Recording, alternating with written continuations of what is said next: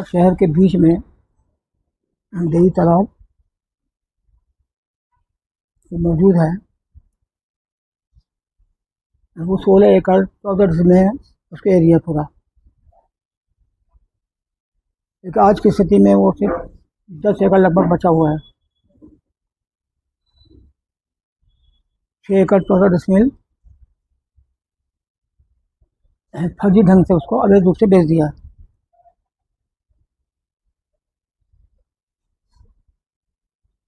और एनजीटी ने बार बार प्रशासन को, कलेक्टर को आदेश किया है उसको वापस मूल स्वरूप में उसको लाया जाए।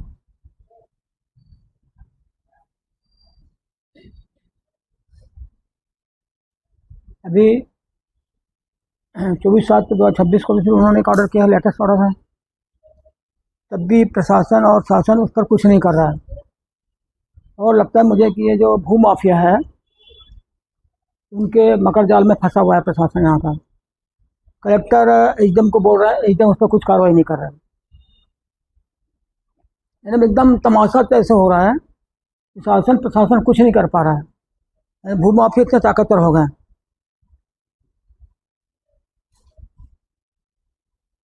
वहाँ शहर भर का गंदा पानी जा रहा है, ड्रेनेज का, बदबू मार रहा है वहाँ पे। पहले वहाँ पर लोग जो है सिंगाड़ा लगाते थे, मछली पालन करते थे, जो कहार लोग हैं, ढीमर लोग हैं। वो तालाब लबालब भरा रहता था।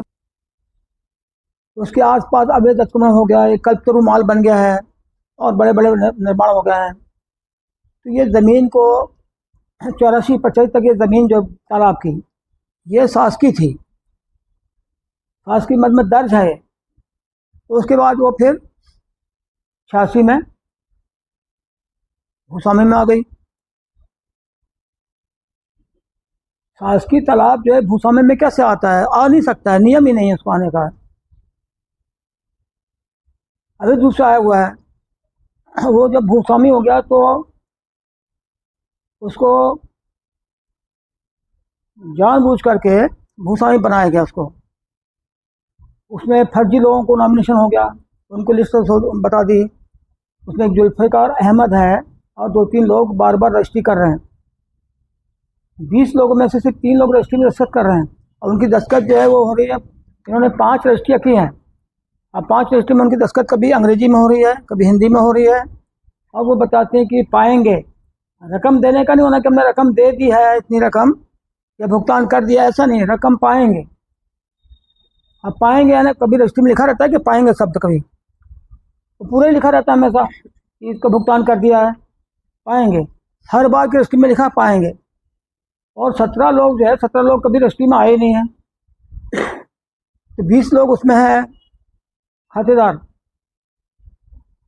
तो 3 लोग कैसे रजिस्ट्री कर रहे हैं?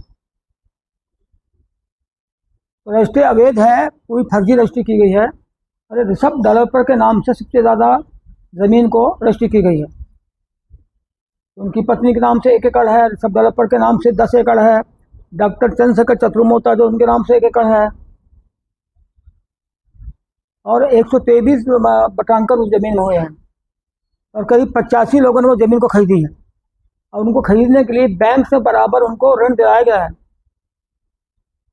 उसी CA को मिला करके वो ऋण देने की प्रक्रिया पूरी कर दी है।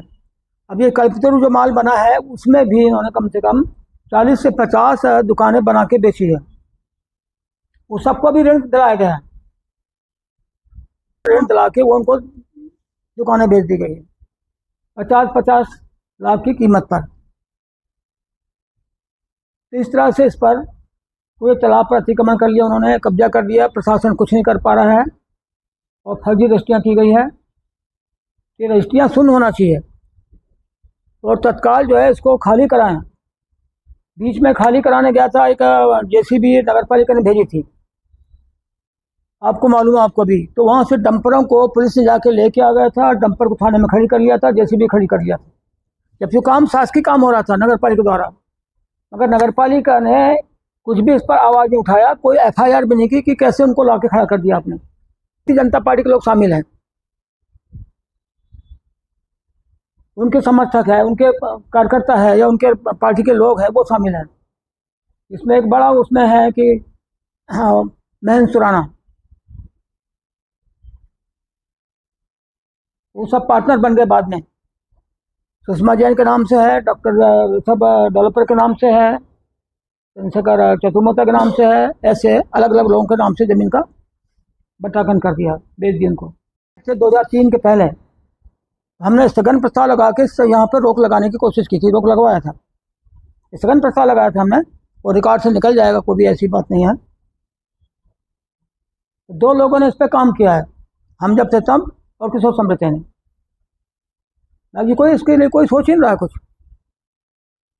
एनजीटी ने साफ साफ कहा है कि तालाब को पूरा वापस मूल स्वरूप में लेके आओ, उसके आसपास सड़क बनाओ, गार्डन बनाओ, लोग इसके साथ आसपास घूम सके, चल सकें पैदल, ये कहा, साफ साफ कहा है, सब उसके आदेश में है। ये एक अच्छा उनको अवसर मिल गया था।